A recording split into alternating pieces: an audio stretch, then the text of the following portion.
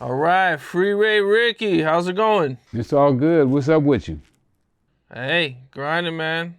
I know, like you, man, out there working, man. The only way. They say if you don't work, you don't eat. Ain't that the truth? Yeah. Man, that's the truth, man. Well, since our last interview, Snowfall has finished. And I don't think we talked about Snowfall, but if we did, we just barely touched about it last time. You know what they say? Thank God. Thank God. Okay. Okay. Why thank God? You're happy it's over? Yeah, the show was awful. Awful. Yeah. Okay. Talk to me a little bit about it. Why was it awful?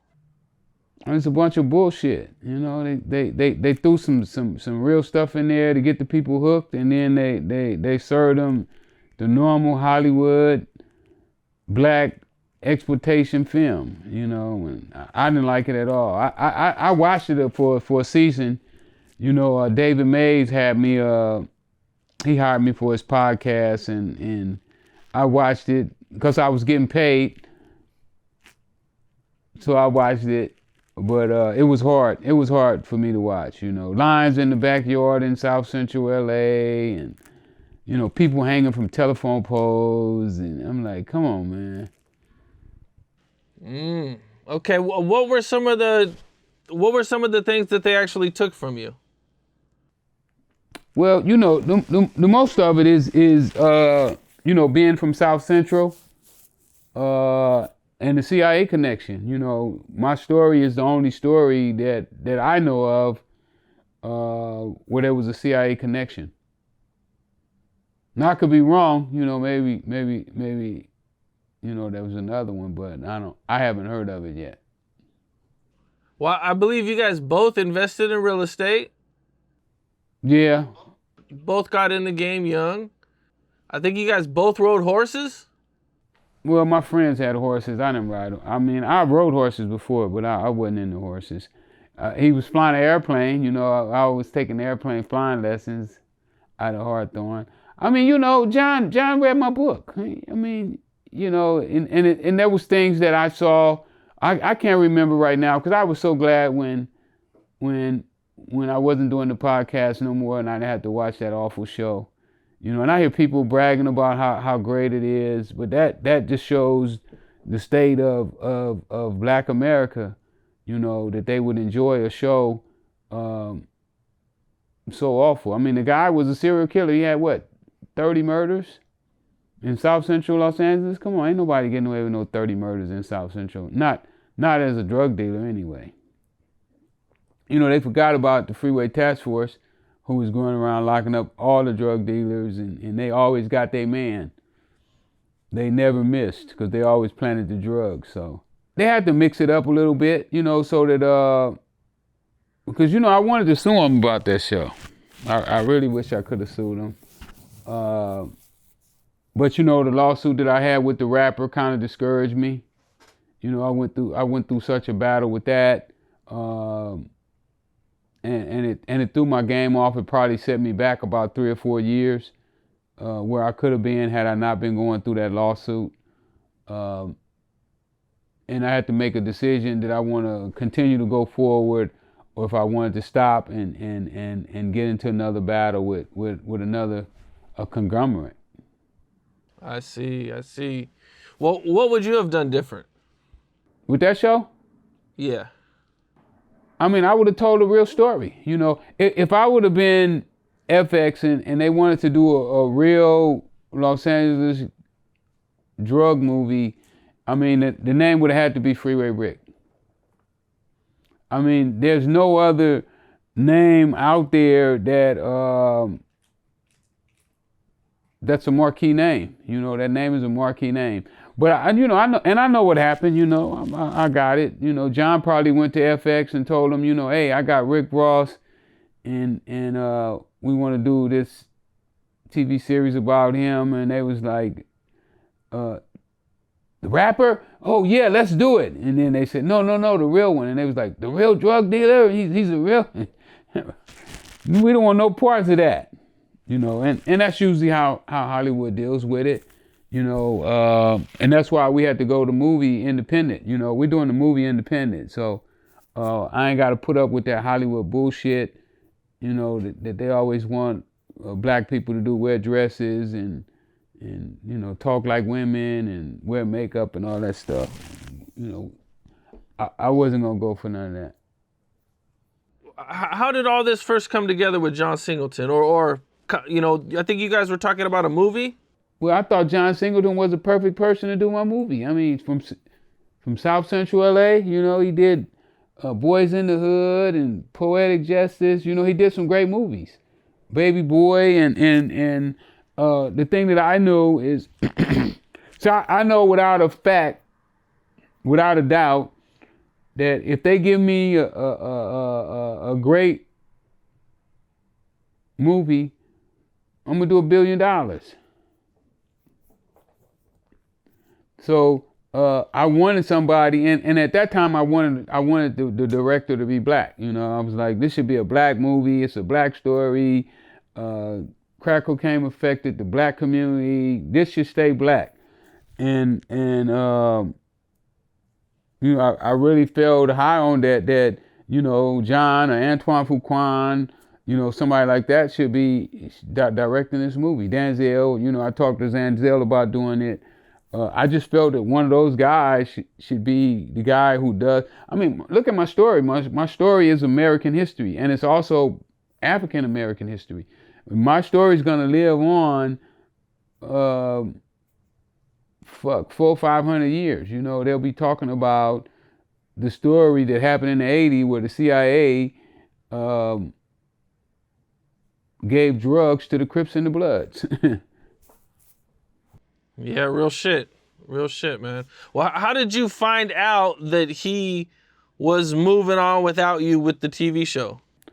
Me and Nick Cassavetes was over at Miramax at the Weinstein's office, and we was trying to pitch it to them, and then they was like, oh, we can't do this movie. John Singleton's already been funded. What? Yep. Oh, man. Oh, I bet that was like a punch in the gut. Not to me, it wasn't. You know, I never worried about my story getting out, because I knew that that it's gonna happen. You know, I don't know if you ever had the chance to read the article that I did with LA Magazine when they wrote my obituary, but I told him that all of this stuff was gonna come to light. You know, and you know, I mean, I couldn't have predicted the way things are turning out. You know, I mean, I predicted closely, but I didn't know it was going to be as big as it has gotten. You know, the thing has really taken on steam. You know, we just hired Michael Ho to direct my movie. That's dope. I don't know much about him. Well, he's a new young director. I think Chinese and Nicaraguan. He's from Nicaragua as well, but he's a dope young brother, and me and him been putting some magic together. I think that I know that I needed somebody that was smart, and he was able to dig down in the story and really pull out the meat and the potatoes. How soon do you expect this movie to come out? Well, we probably gonna start shooting around summertime. We're hoping to be shooting this summer. We still got a ways to go. We gotta. Who's gonna play you? Well, I'm hoping Danny Glover. Oh, okay. Yeah, with Danny Glover, we break all of the box office records. Everything is shattered. I don't care. Star Wars, all those movies, all their records shattered. Hands down.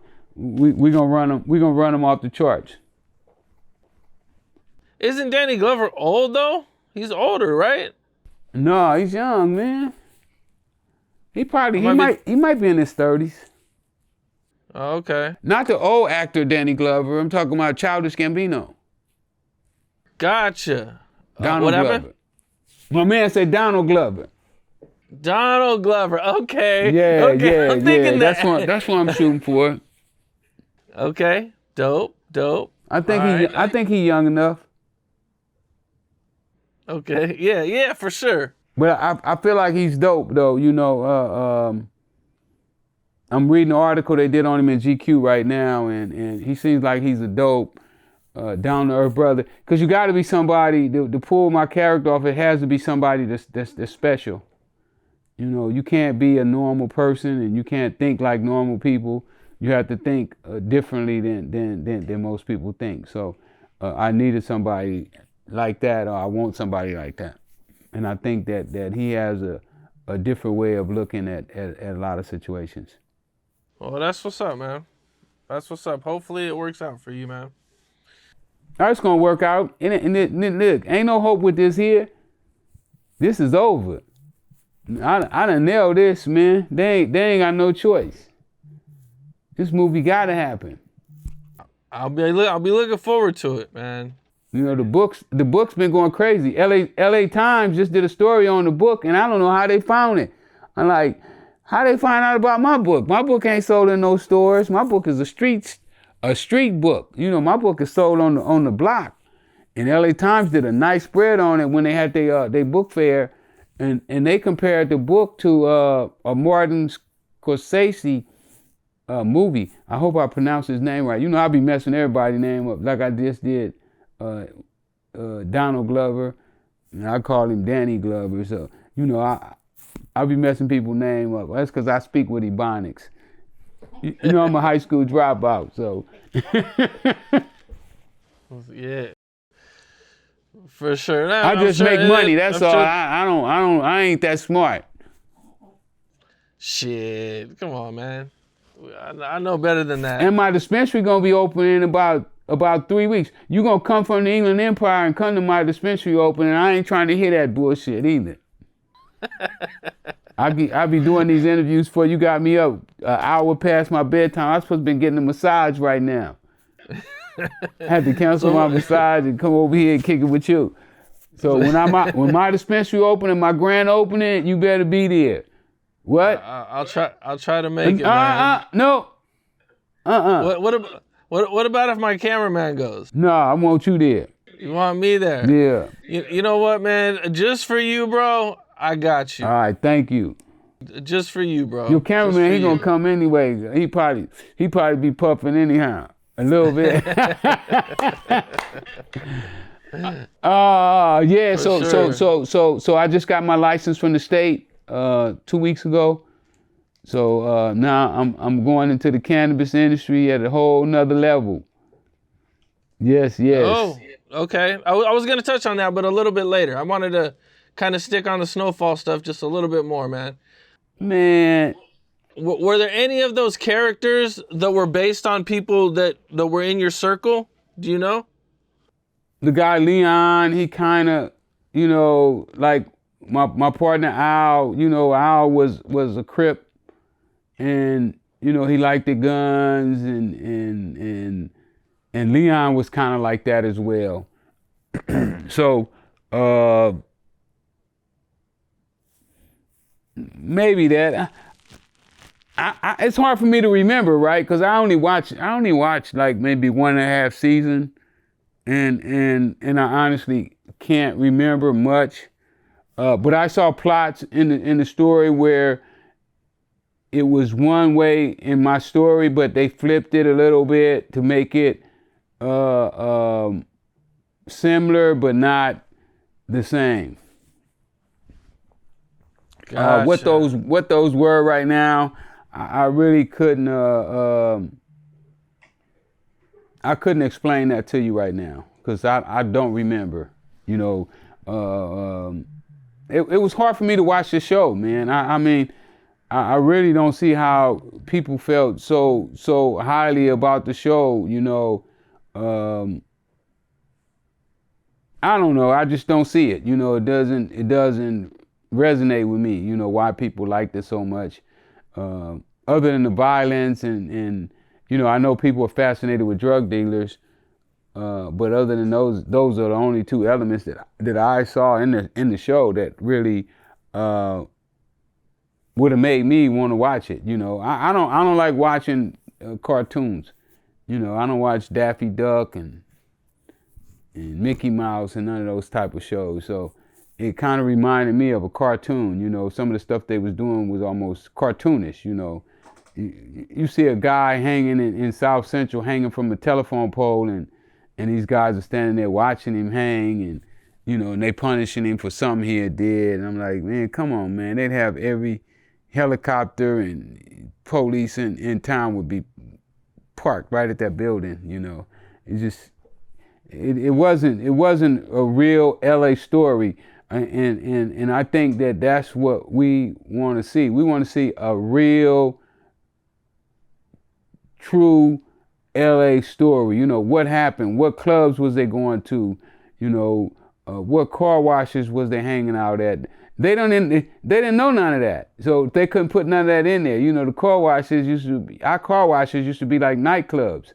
You know, guys being there gambling, shooting, you know, $100,000 one roll on the dice. You know, we used to play ping pong games, $40,000, you know, pot.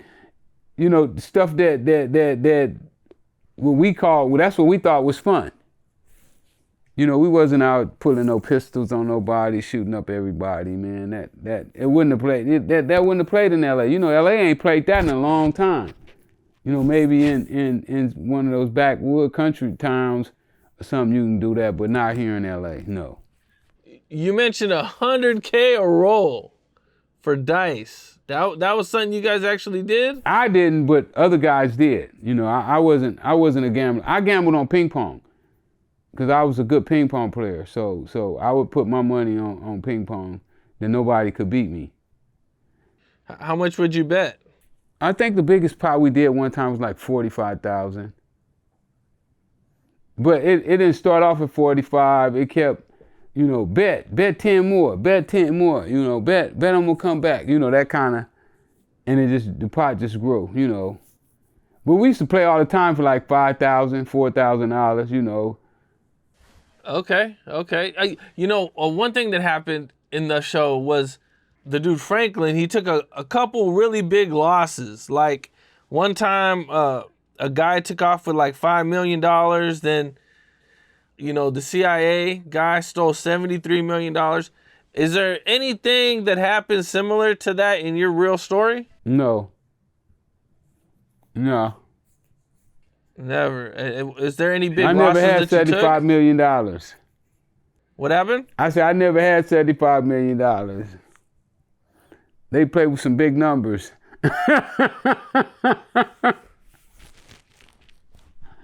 Yeah, $75 million. He was playing real big. No, is there any big? But you know, and then like you hear that, you know, they playing with $75 million, but they working with 5 kilos of cocaine. Like, you can't make no $75 million with no 5 kilos of cocaine, man. Get out of here. You know, who you selling cocaine to? It's just stuff that didn't make sense, you know. But an audience that's not really smart or not paying attention, that those kind of things will go over their head. But you know, when I hear them talk about how many kilos they had and how much money they was working with, and automatically, because I know the numbers, and I'll be like, oh no, that's bullshit. You know, and if it's bullshit, I don't want none of it. They could have at least did the math right. Exactly. So it shows you that they didn't really sit down and make the plot, you know, the way it should have been. But that goes again because they had people who never wasn't in the game. You know. Well, were there any big losses that you took when you were selling? Well, I took a lot of losses. You know, I used to get dope out on credit. So, you know, people would run off all the time. I've loaned people a lot of money, but nothing like that there. My biggest loss was $600,000 that I loaned somebody. Wow, you loaned somebody $600,000? Damn. Yep. How'd you loan it to him? Like just for drugs, or what was it No, for? no. This was Otis Smith when he was doing Anita Baker's album. That's right. I did see that you pretty much funded her first album. Yep. Never got nothing in return? Nothing in return. Well, what happened is she jumped the label. Apparently, Otis wasn't paying her either. Otis just didn't pay. But that whole little incident is one of the reasons that I believe it was the reason that stopped me from being the king of hip hop. Without that happening, I probably would have wound up being the king of hip hop, because I was tampering with rap music back then as well. And Otis Smith used to pay for my tennis shoes and buy me rackets and stuff when I was a kid playing tennis. And I ran into him one day in Santa Monica at a tennis tournament, and I saved his life. And for me saving his life, he took my money. Damn. He returned the favor. You know, they say no good deed go unpaid. Well, when that happened, he exposed to me that he was in the record business. So and gave you the opportunity to invest. Exactly. Which wasn't really an opportunity. Well, it could have been, right? I didn't really do my part, right? Because they, you remember Dick Griffey? I know the name. Yeah, With him and Dick, they both begged me to quit selling dope. They was like, man, if you quit selling dope, you'll run the record business. And those were the first two independent labels in the game. Beverly Glen Music and Solar. And they asked me to quit selling dope, but I wouldn't do it. I was like, shit, if I quit selling dope, I'm gonna be like y'all, broke. Damn. Man, that's the music business is rough. It's not, you can spend a lot. People have spent millions of dollars and not had no. That's because they don't know what they're return. doing. That's because they don't know what they're doing. I'm back in the music business right now. Okay. Yeah, we just did a deal with Universal Music Group. That's what's up. So, you got rappers under you? I got one kid or two. I got a few people I'm looking at. I got one kid that I'm really like if I lock this kid down, it's gonna be hell in the water. And then I got a couple other artists that I'm talking to. But I got plugs with all of the top producers in the game. I went to Killer Mike's release party a couple weeks ago, and I met DJ Paul and I met No ID, and they all pledged that they would give me a hand to help me get into the industry. So when you come in behind guys like that, there, makes it a little easier. Man, that's what's up. That's dope shit. But I am looking for artists right now. I'm still looking for somebody special. So if there's an artist out there and they're interested in getting on, they can go to my Instagram page, hit me up at Freeway Rick. Also, they could go to my internet radio station, Rick Ross Radio, and drop me a message. Shoot me some of their music. Definitely. Tap in if you got talent. Send them some music, man. Tap in if you ain't got no talent. I'm gonna give you a few minutes. Even if you ain't got no talent, fuck it. Yeah, Send it anyway. Let me be the judge. For sure, man. Well, I seen you ran into Franklin right before the show was gonna be aired.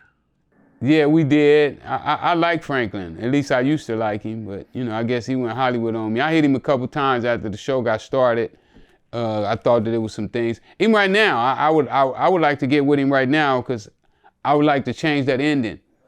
The way they ended the show, I thought it was fucked up. I don't know why they let him go out like that. Why he let him go out like that there.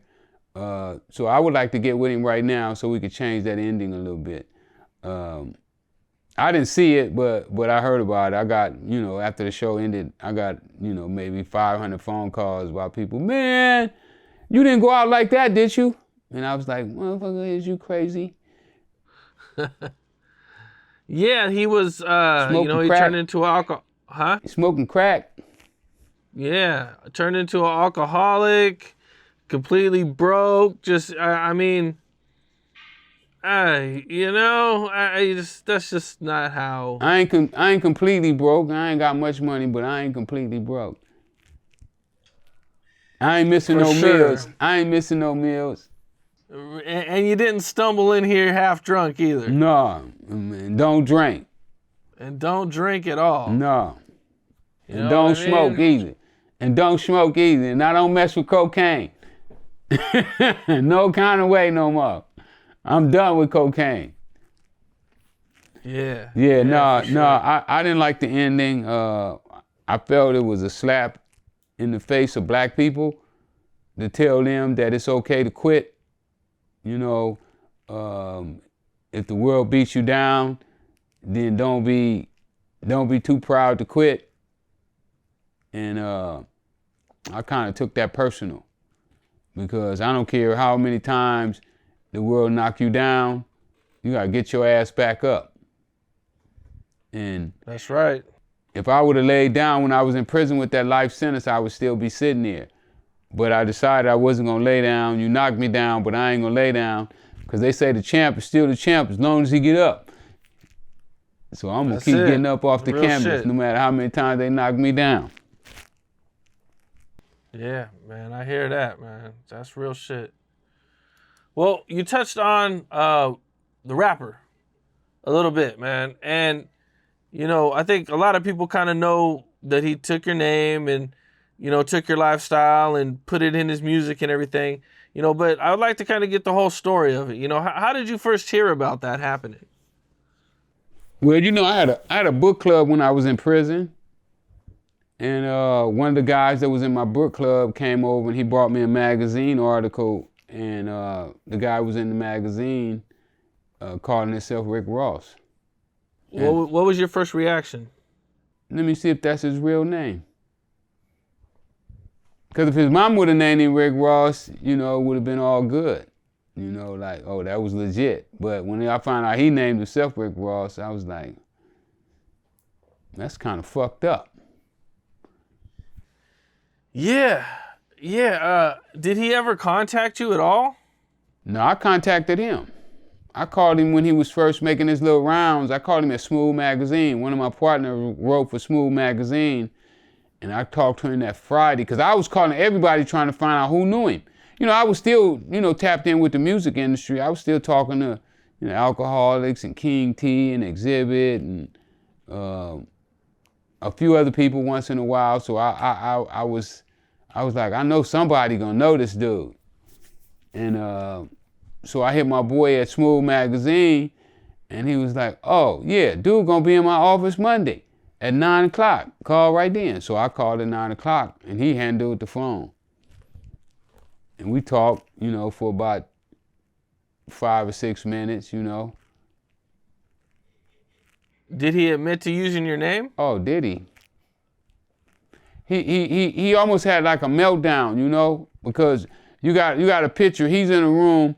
I think it was about 4 or 5 guys in the room, and he don't have his bodyguards yet. He's traveling by himself, and he walks into a room with 4 guys, and he don't know them.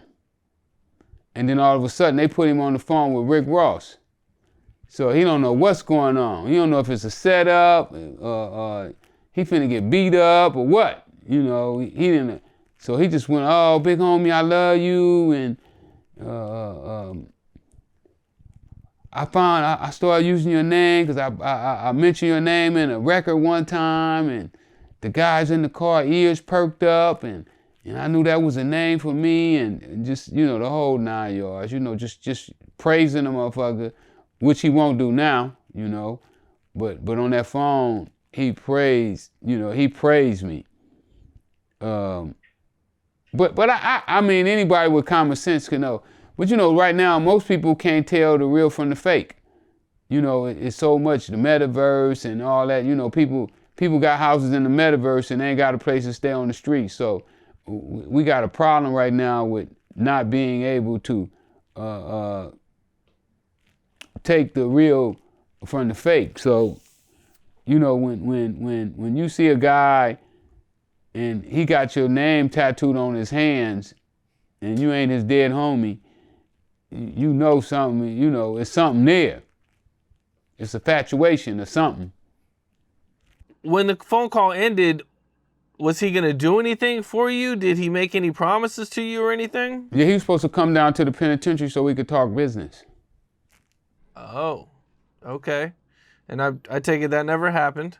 Nah, he never happened. I talked to him one time after that, and then his manager, Poochie, started answering the phone, you know, every time I called, and then eventually they just changed the number. Were you able to do anything illegally when you were in prison about it, or did you have to wait till you got out? I should have did something while I was there, but you know where I was at, I was in Texas, so we didn't have California books. So I didn't have the books to know how to file a lawsuit in California. So that was the reason the judge threw my case out. I should have filed 5 days before I got out of prison. 5 days? That's the only reason I lost. She never said that he didn't steal my name. That was never decided. What was decided was that the statute of limitations had ran out. But you know, she twisted a little bit too. You know what I'm saying? Because the question of the day was, when did the general public find out that he was using the name Rick Ross? And she took a date. She picked a date. It was the date that he was first played on the first radio station in a little town in Miami. And she said that was the date that the general public, and that I should have known that he was using my name. So my statute of limitations started running that day. And you know, you get 2 years of statute of limitations and it ran out. Man, that was a hard one. Crazy, man. That was a hard one. 5 days. I mean, she could have picked dang near any other day. I mean, yeah, you're in jail. You know what we argued that this was a small radio station. They had a very minimum amount of listeners on it. You know, we say she should have used the date that he first got played on Power 106. You know what I'm saying? There you go. But you know, she was the judge. She made the decision, and she did, and the appeals court went along with her decision. I think you tried to stop him from releasing the album at one point? Yeah, we tried to stop everything. I was going for the juggler. I wasn't playing. And that was all tied into the case, and you had no luck with any of that? Nah, none.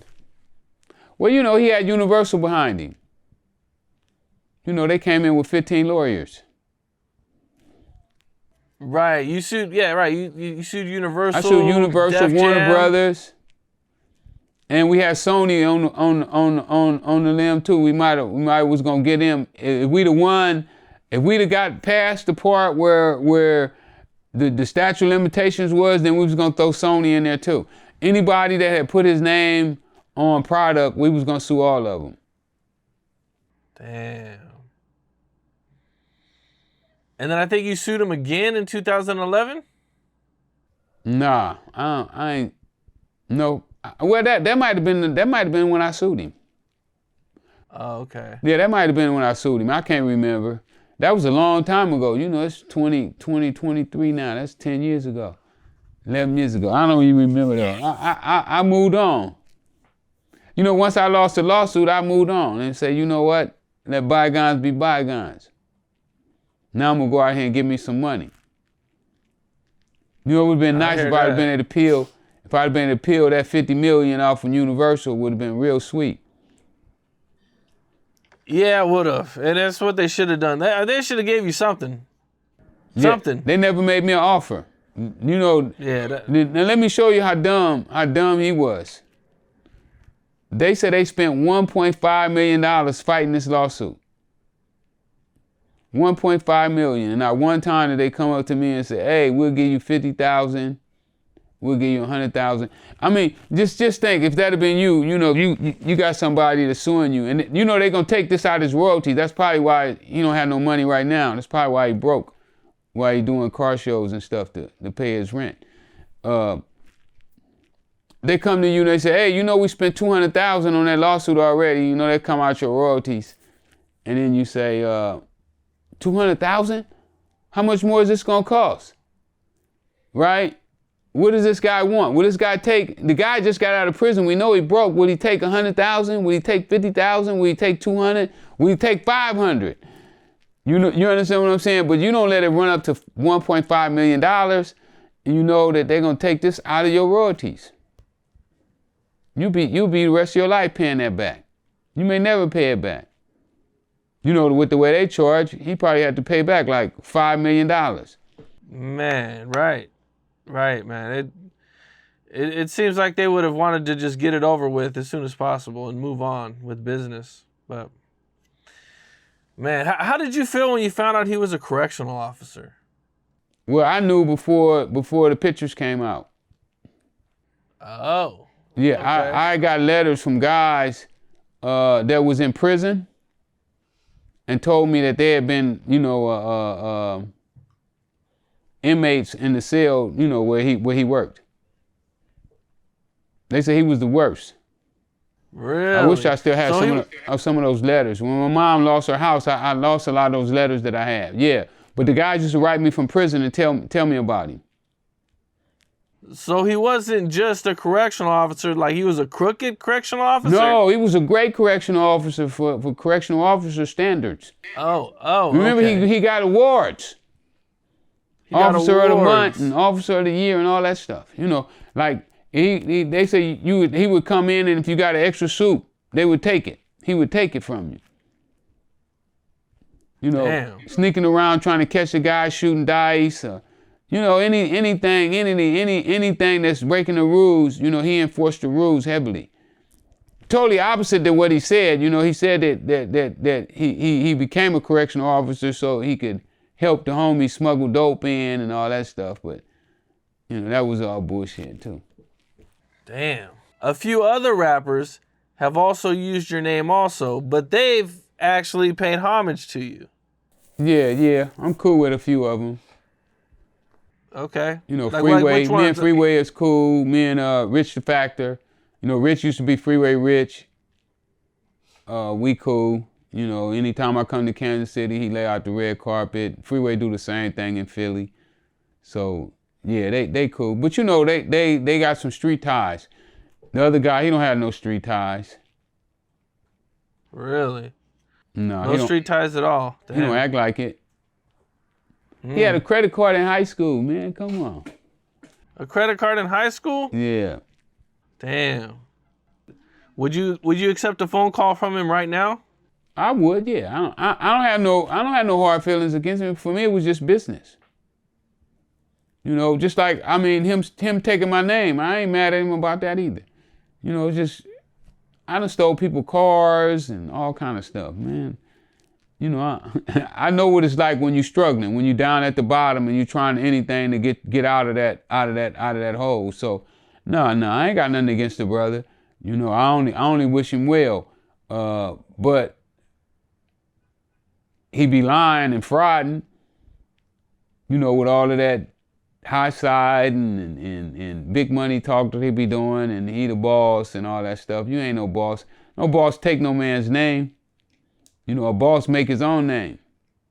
Well, shit, man. Hopefully he'll do the right thing. You know, I'm just going to put it in the air. It probably ain't going to happen.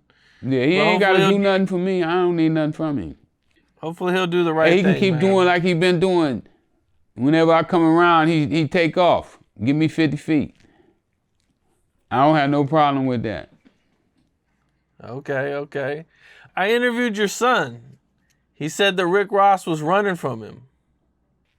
Yeah, every time we go somewhere he at. You know, when I got out, he was performing at House of Blues when Tech Nine did his show. So I went up to the Tech Nine show and he didn't even perform that night. He wouldn't even perform that night. Because you were there? I don't know. I don't even know if he knew I was there. I mean, everybody else did, but I didn't know if he did or not.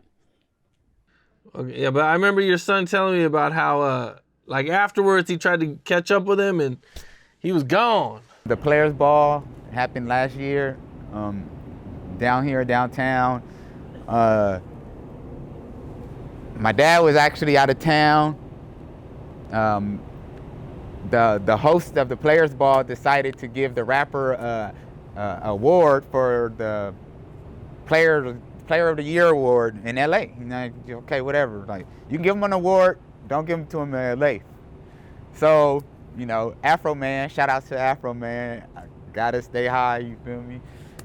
He flew my dad out, got my dad there, got him in, you know, set up, had a table, everything set up. The rapper was supposed to be there to receive an award. The rapper didn't come until my dad left. So my dad had to be somewhere early in the morning.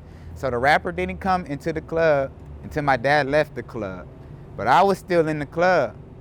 So I basically, you know, seen him and I'm like, you know, hey, Robert, like, what's up? Can we get a meeting? Like, can you sit with my pops and discuss this shit? Like, you know, and one of his boys looked back at me and was like, come on, let's go. Come on, let's go. So I'm like, wow. And they're sitting in this Escalade, or it was a truck. And it was limo tinted, everything. I literally walked up to the window and I'm like, yo, can we get a meeting? Like, you can't sit with my pops and discuss anything. Like, you know, you can't sit with them. And they just drove off. And I just laughed. Oh, that was at the what's the name? The Players Ball that Don Juan had out here. Don Juan gave him an award. And what's the name? Damn, what's my man's name? Man, I can't even think his name fade me right now. Until I got high. Afro Man. Yeah, Afro Man flew me out because I was in another state doing another gig, and Afro Man was like, "No, man, I'm gonna fly you out. I want you to come to the party with me." And you know, so Afro Man flew me out. I went to the party with Afro Man, and I, you know, they wanted me to stay there until he got there. I waited until like 12:30. I was like, "Man, I'm gone," and I left because I had to get back on the plane and go back to my other gig the next morning. So I left. But yeah, Afro Man wanted to do one up at the party, so he brought me to the party. Okay. Well, another big show that's based on drug dealing is the BMF show. Have you had a chance to check that out at all? Nope. Not interested in it at all? Not interested at all. Well, I guess they had a scene in a documentary where it says you and Big Meech met. Did you guys ever meet? I didn't know that. You know, I don't know. I don't remember ever meeting Meech. I heard about Meech. First time I heard about Meech is when they got arrested. And Wendy Day had wrote me and asked me if I would start corresponding with him while he was down. And that was the first time that I ever knew that we had any contact. And so you helped him with his case a little bit, or? Yeah, I just gave him some advice on how to be in jail, you know, what to deal with, and how you should be thinking and what you should be looking at, you know, just stuff like that. There, just some heads up, basically. And did you guys continue a relationship after that when you got out? Yeah, we did, up until my PO told me that I couldn't take calls from jail no more. Well, that sucks. Yeah. They took me back to court, and they said I was getting like 200 or 300 calls a month from jail. And you know, we're not allowed to associate. When you're on parole, you're not allowed to associate with convicted felons. So they really could have violated me, but the judge refused to violate me. She was like, shit, he been in jail a third of his life. That's probably all he know. So she just told me to stop taking calls. She gave me a week to let everybody know that I couldn't take calls no more, and then after that I couldn't take no more calls. I feel like the way that they're doing it with BMF is kind of like the way they should have did it with you. You know, like the way he's involved and it's his story and his story got sold and everything's kind of ran through him, you know? That was kind of like what I kind of visioned, like it should be done for you. Yeah, if they'd have did it like that, maybe I might have been willing to work with them. Yeah. I would have wanted to be a part of it. But now they gotta pay big money now with my story. Once this movie hit, they're gonna have to pay big money. That's what's up. Yeah. Man, I'm looking forward to it, man. You got me hyped about it. I'm like, this is gonna be the real story. The script is sick. Yeah. Now they gotta put it on film now. They gotta take it off that paper and put it on film. If they can do that, you know what I told you LA Times say about the book? It's like a Scorsese movie. And he one of the best that ever did it. Yeah, Scorsese's dope. If you get like a Scorsese type of, yeah, oh hell yeah. That's what's up. Check out the article in LA Times. So they do a story on you. And that talk to me a little bit about the story.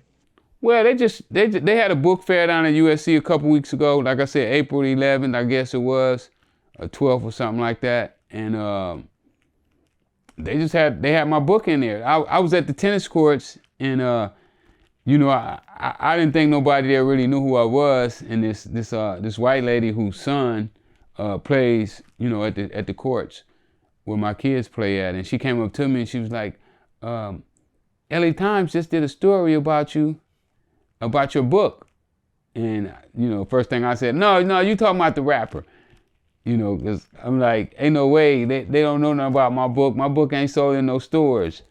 And then she was like, no, it's you. I said, no, it ain't me. And she pulled it up and she was like, ain't this you? This is you. And I was like, damn, that is my book. So I was like totally caught off guard because I knew eventually that my book was gonna bleed in the mainstream, you know, because I knew that if whatever the street dudes are doing, everybody else want to do. You know, whatever clothes they wear, what kind of cars they drive, everybody pick up. And, you know, my book has been selling to street cats. You know, street cats have bought my book, have made my book the success that it is right now. And I appreciate them, you know, supporting me. They wanted me to win. They wanted their boy to win. That's dope shit. I mean, they put it on there for free. That had to have been huge publicity for you. And man. I didn't even ask them to do it. Man, that's what's up. Yeah, so it was good. I ain't noticing the book sales yet, but you know, just the look was all right. Growing up, you know, what was it that made you go into more selling drugs than like into the actual hardcore street life? Well, I was running from poverty. The guys with street life, they run into poverty. I wanted the money, the cars, the girls.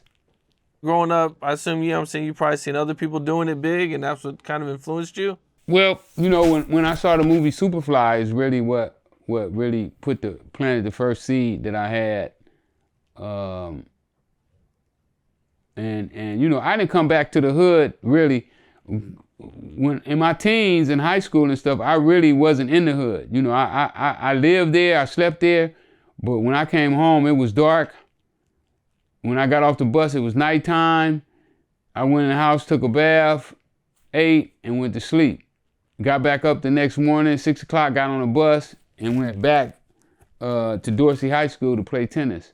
So I really wasn't in the hood until after my tennis career was over. So around that time, I was old enough to be able to think about what decisions I was gonna make. And then, you know, like, we grew up with dudes that eventually became Bloods. So I went to school with Bloods and Crips. But now because one stayed at this particular part of town and the other one stayed in this particular part of town, they didn't get along. And I never experienced that with neither one. So they both were still my friend, and I remembered where it was when I left in junior high school. What do you think would have happened if you wouldn't have been going and playing tennis and leaving the hood I'd have every been day? a Crip, without a doubt. Tennis saved my life. I probably would have been a hardcore Crip. One of my partners just got out, you know, from doing 45 years. Another one just got out, did 35 years. And those are guys that I hung out with in elementary and junior high school. And by the time they was 18, 19, they were doing long times for senseless murders or a suspicion of senseless murders. You know, I can't say that they actually did the murders because I wasn't there, but they was charged with doing, you know, murders that you know, executional style murders and stuff. And this was in the 70s, 80s?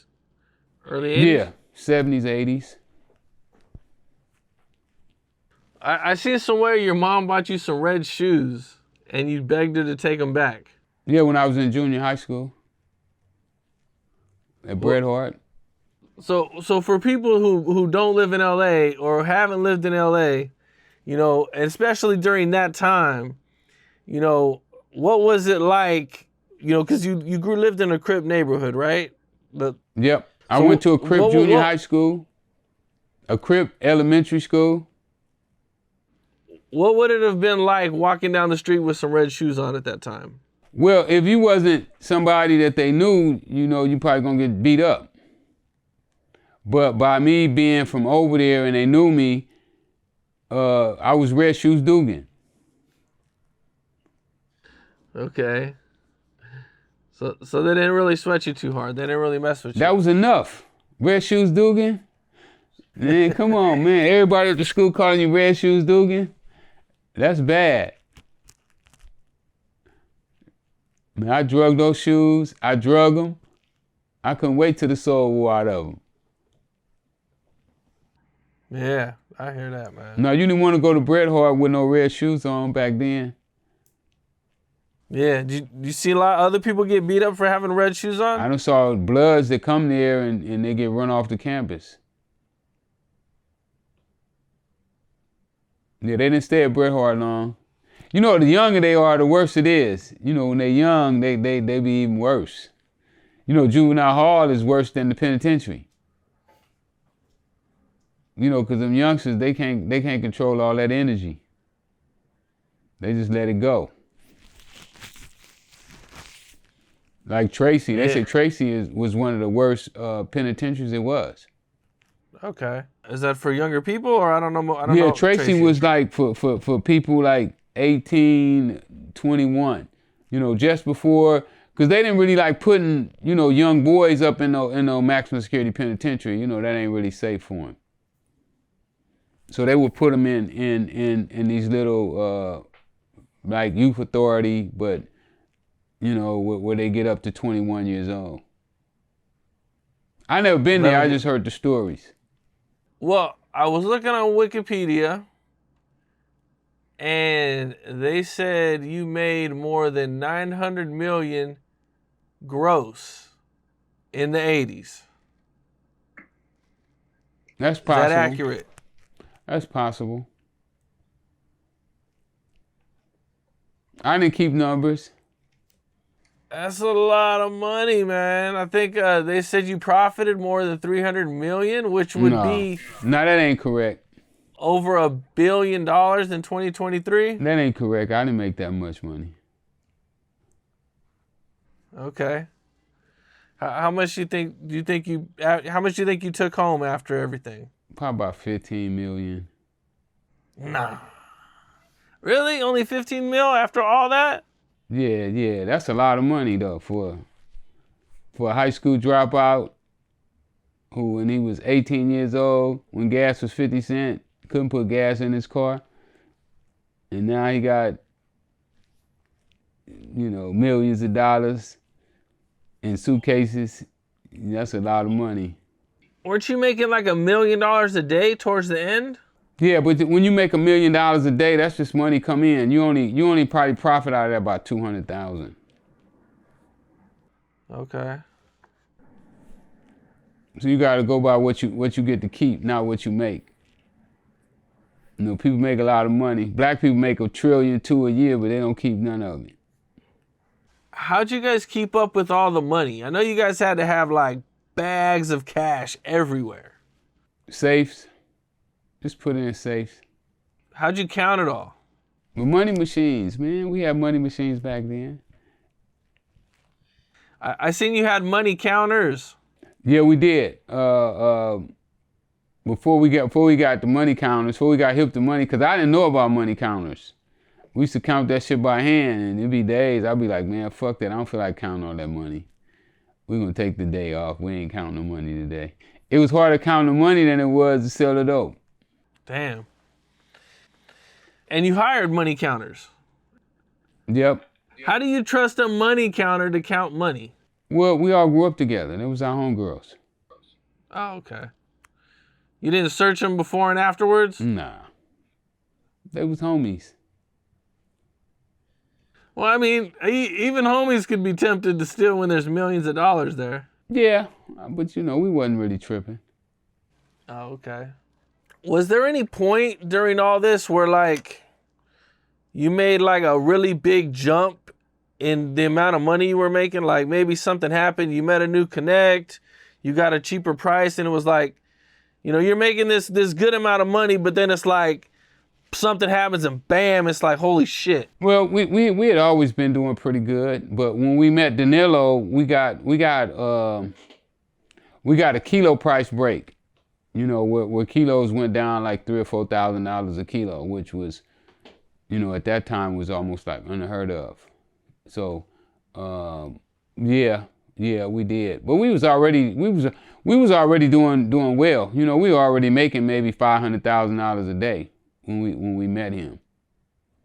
We wasn't no small time chumpers then. You know, we was doing pretty good for ourselves. But we was always getting the dope from him through his middleman. So once you took the middleman out, then we cut him out. So then the cut he was getting, we started getting it. I see. And this is the same guy that set you up? Yeah. Ended up setting you up? Mm-hmm. So how did he set you up? He called me on the phone and told me he had 700 kilos and he needed me to help him get rid of them. 700? Oh shit. That's $700,000 worth of coke. No, more than that. More like 7 million. At that time, when we finally closed the deal, we closed the deal at like $10,000 a kilo. Oh, you're right. You're right.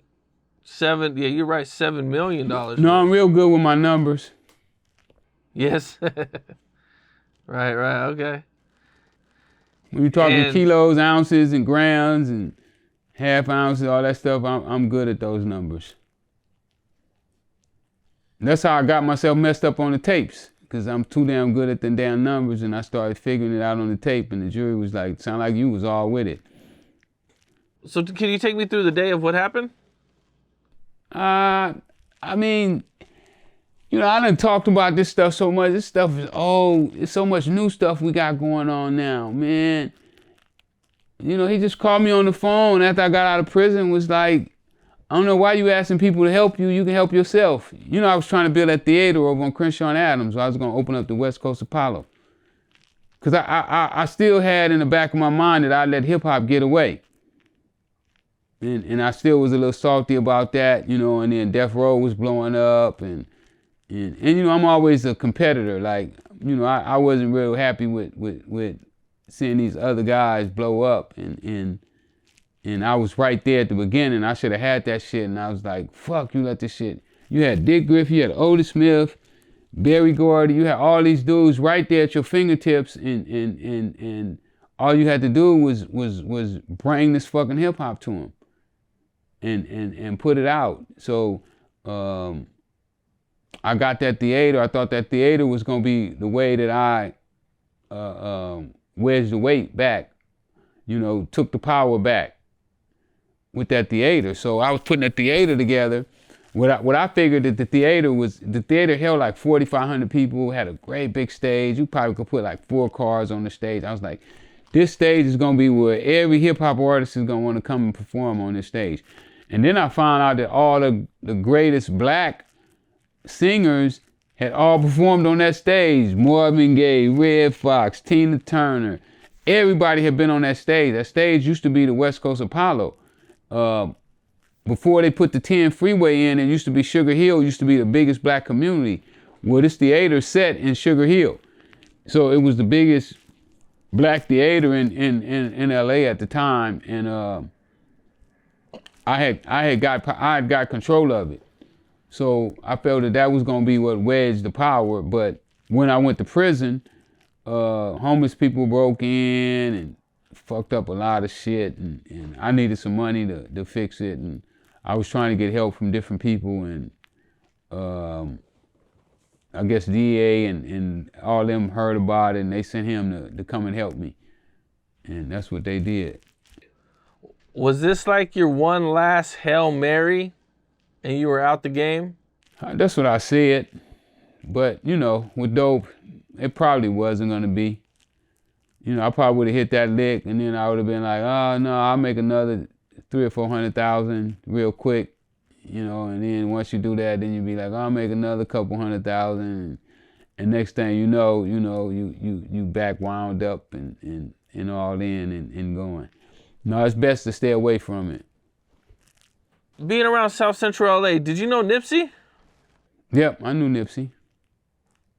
Okay. Did you guys ever, do you have any stories or any good memories you can talk about? We did a couple parties together. Matter of fact, when QD3 released the Lil Wayne documentary, me and Nip sit together. We sat side by side for the whole documentary.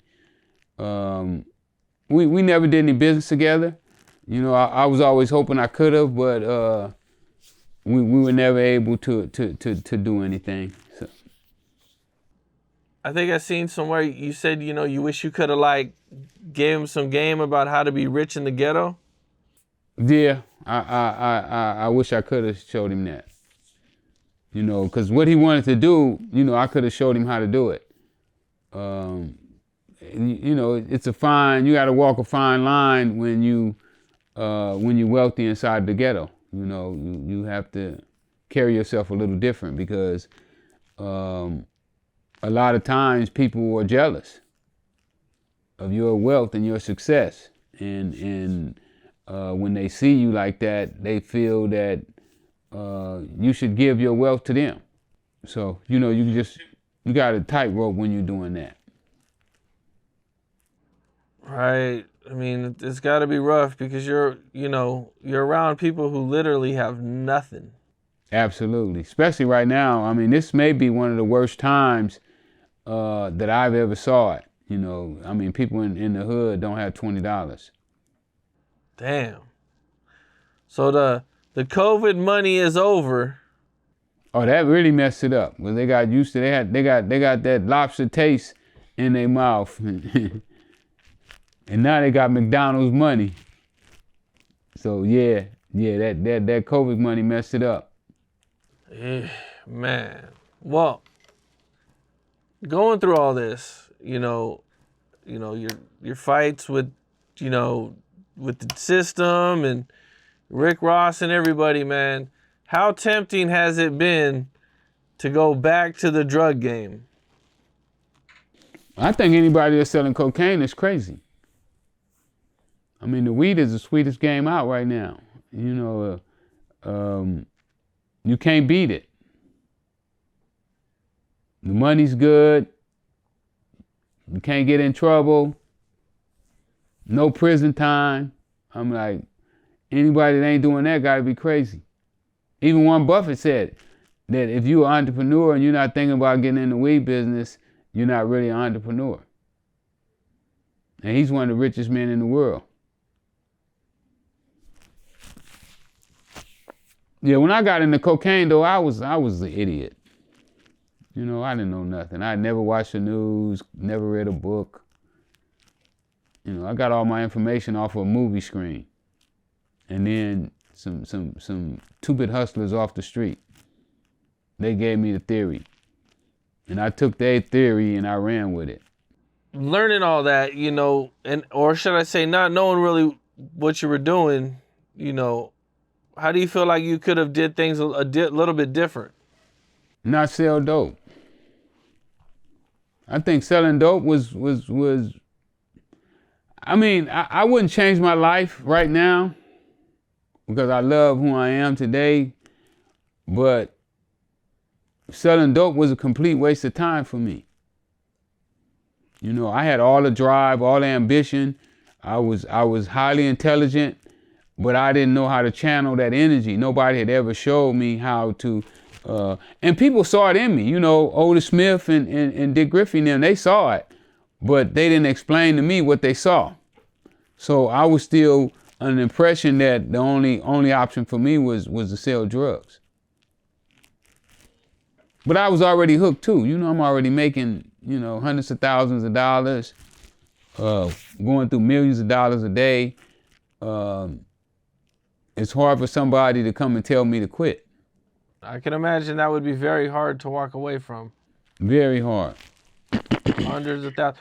What did you do with all that money? There isn't like a stash somewhere that you got out of jail and you went and dug up or anything? Nah, we didn't keep no stashes. We bought real estate. And they took it all? They seized all your real estate, I take it, when you got busted? No, family members, you know, mixture. Them and family.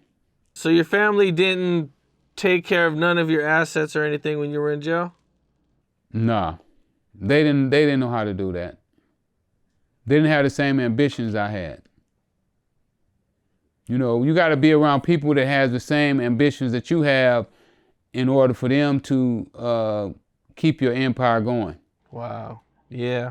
You know, you mentioned being an entrepreneur, selling legal weed, man. You know, a lot of rappers have made the transition from a drug dealer to a rapper to an entrepreneur, you know. Even Jay-Z came up, you know what I'm saying, as starting to sell drugs, you know. How do you feel and what do you think about, you know, people becoming these entrepreneurs and making these big moves now? I think it's great that they're switching up. I mean, I think that some drug dealers are some of the smartest dudes in the world if they're able to transfer those skills that they learn from selling drugs into another craft. If you stay in the drug business, you know it's only a matter of time before you're gonna get caught. So you gotta transfer to something else, something that gonna give you some longevity. The average lifespan of a drug dealer is about 4 years. So if you're selling drugs and you think that's gonna be your career, you in for a short career. 4 years isn't a long career unless you can just make your money and get out, you know. This kind of you know ties into LA and everything, you know. A few years ago, Pop Smoke, you know, was killed, and you know recently the guys who allegedly did it, you know, got sentenced to 4 years in jail. You know, 2 of them are minors. You know, did you check out that story? Yeah, I know about it. What were your thoughts on it? I thought it was senseless, you know, to kill somebody over some jewelry, over some money, is crazy. But you know, these young kids out here, they wilding. You know, they don't have nothing, and you know, they like hyenas. You know, if they see somebody else with it, they don't care even if the lion got it. The hyenas will try to take it from a lion. So that's the way these young kids are right now. And if don't nobody reach out and grab them, then it ain't gonna be no peace. Well, he allegedly is only getting 4 years. A lot of people were kind of surprised, you know, but they were young. I think one guy was only like 15, another was 17. You know, I mean, he'll be back out in just a few years. Yeah, if they was 15 and 17 though, they could have charged them as adults. The prosecutor might have went light on them. You know, but he could have charged them. I think you can charge them as adults if they 15. Are they still doing that, or did they change the law a little bit now? I ain't for sure. I ain't been keeping up, but I know at one time, you know, they was charging minors as adults, if they did certain crimes. I have a friend who was 15 and got 80 years in prison. This was in the 90s. Yeah. You know, and, he's still in jail today. You know, and he got charged as an adult at 15 years old. Yeah, So, I know they was doing that. I don't know if they still are. But, that's my goal right now, is to educate these youngsters and let them know that they can take the same energies that they use to commit crime with and can do some legit business and win. Yeah, for sure. For sure, man. Well, you're working on a record label. We talked about that, man. You also mentioned boxing. Yeah. I'm managing, advising fighters right now. I got about seven fighters right now that I work with, but I'm looking to increase it here in the next couple of years. I'm putting together an independent promoters alliance.